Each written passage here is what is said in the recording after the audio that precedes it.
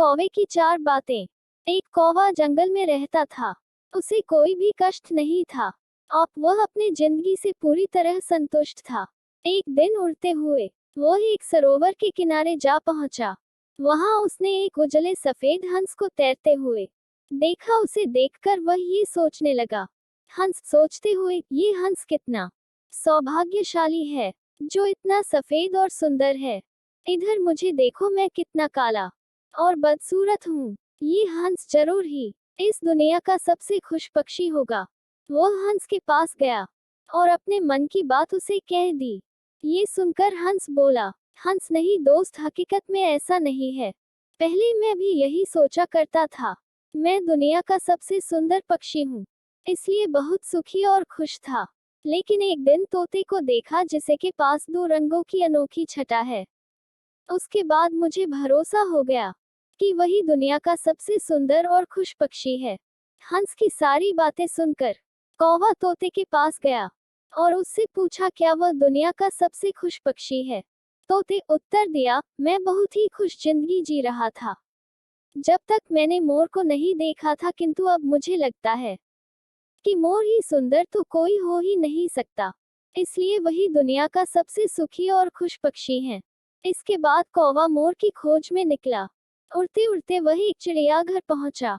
वहां उसने देखा कि मोर एक पिंजरे में बंद है और उसे देखने के लिए बहुत सारे लोग जमा हैं। सभी मोर की बहुत सराहना कर रहे थे।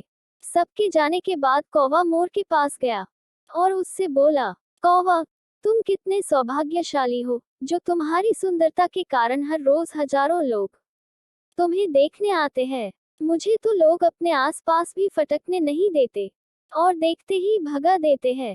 तुम इस दुनिया के सबसे खुश पक्षी हो ना। कौवे की बात सुनकर मोर उदास हो गया। मोर वह बोला, दोस्त, मुझे भी अपनी सुंदरता पर बड़ा गुमान था। मैं सोचा करता था कि मैं इस दुनिया का क्या, बल्कि इस पूरे ब्रह्मांड का सबसे सुंदर पक्षी हूँ, इसलिए खुश भी बहुत था। लेकिन मेरी यही सुंदरता मेरी शत्रु बन गई है और मैं इस चिड़ियाघर में बंद हूँ।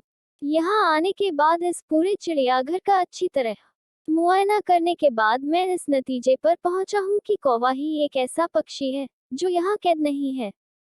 इसलिए पिछले कुछ दिनों से मैं सोचने लगा हूँ कि काश मैं कौवा होता तो कम से कम आजादी से बाहर घूम सकता और तब मैं इस दुनिया का सबसे सुखी और खुश पक्षी होता। शिक्षा, हम हमेशा दूसरों को देखकर बेकार ही स्वयं की तुलना उनसे करने लगते हैं और दुखी हो जाते हैं। भगवान ने सबको अलग बनाया है और अलग गुण दिए हैं। हम उसका महत्व नहीं समझते और दुख के चक्र में फंस जाते हैं। इसलिए दूसरों के पास जो है उसे देखकर जलने की बजाय हमें हमारे पास जो है उसके साथ खुश रहना सीखना चाहिए। खुशी बाहर ढूंढने से नहीं मिलती, वह तो हमारे अंदर ही छिपी हुई होती है। प्लीज वीडियो पसंद आए तो लाइक और चैनल पर पहली बार आए तो सब्सक्राइब, कमेंट और अपने दोस्तों के साथ शेयर करना मत भूलना।